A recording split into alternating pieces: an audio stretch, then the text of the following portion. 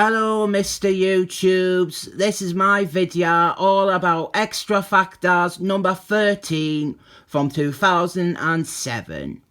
You may recall that I reviewed that cheap novelty prop that was the facsimile reprint of an issue of Extra Factors from the 90s, where they were being therapized by Doc Shanna. And I said in that comic was fine, but David Peter, he loves rehashing it, and here we have such a thing. It even has a cover by Jose Quesada, who did the art on the original. This was the 2006 revamp of Extra Factors, where they were a detective agency, and we kick off here with Strong Guy. Not Sunday, you plebs, it is definitely Strong Guy. And he is having a really hacky monologue to a therapist as a means to establish characterisation. And this is flat. The characters, they didn't seem anywhere near as interesting as they once did. A lot of them have the same sarcastic voice. You can take dialogue from one character and just give it to another and it doesn't stand out. And this issue, it plays the identity of the therapist as a twist that you won't see coming, despite it being a flat out repeat of an ad issue by the same writer and fucking having him on the cover.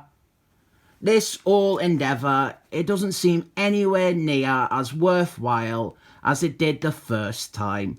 This is basically David Peter wasting a whole issue to pat himself on the back by doing a pointless callback to an issue that he wrote a decade earlier.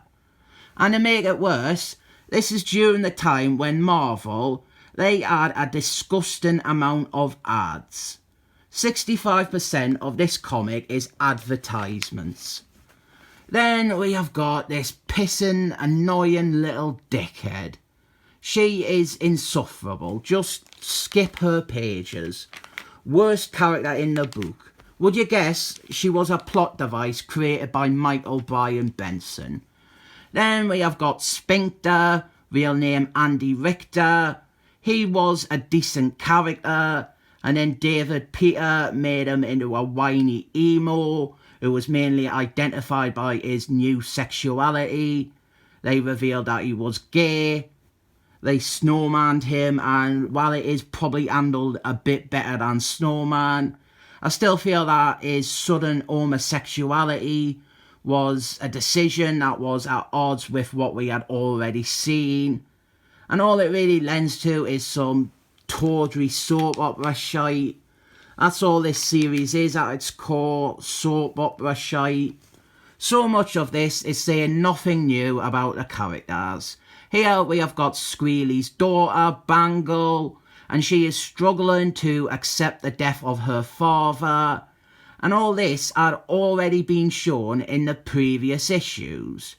And it was handled much better than having her sit on a seat and spell it out and explain it to the readers. That original Extra Factors issue, the one from the 90s, not actually set up and established, or it embellished and progressed character arcs. This is just repeating stuff that you have already read. Next, we have got and something to note is that most of these heroes, they were not members of the 90s Extra Factors. Only 4 out of the 8 members in this issue were also on the team in the 90s, so this issue was an opportunity to really get under the bonnet of these new additions in a way that the original issue had once done for its stars. She probably is the one who has the most useful portrait painted here, but mainly because David Peter, he went out of his way to completely change her. And it's this scene where he finally acknowledges her past continuity. So this one, worth reading. Then we have got Multiplication Man. He's been banging both Bangle and Mur.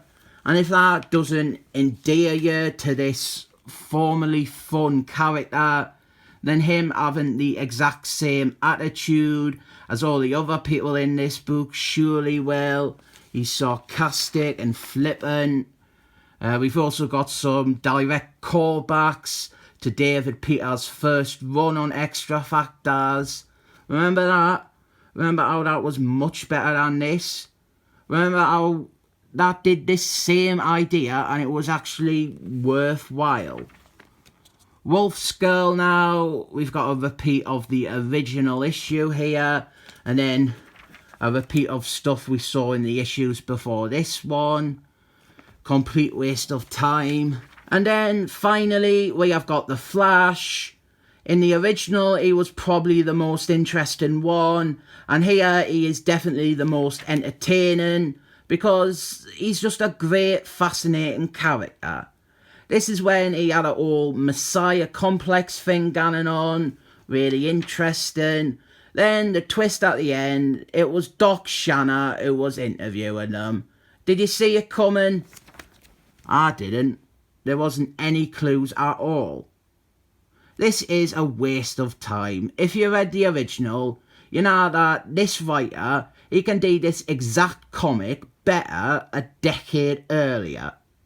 If you've not read the original, this'll just feel like a filler issue, passing the time, recapping stuff that you have already read. It was never a great concept to begin with, but at least the first time there was some legitimate character analysis and deconstruction. This is just an exercise in self-indulgence. And The Flash, poor fella, he didn't even make it onto the cover yet again. I rate this 7 thumbs up.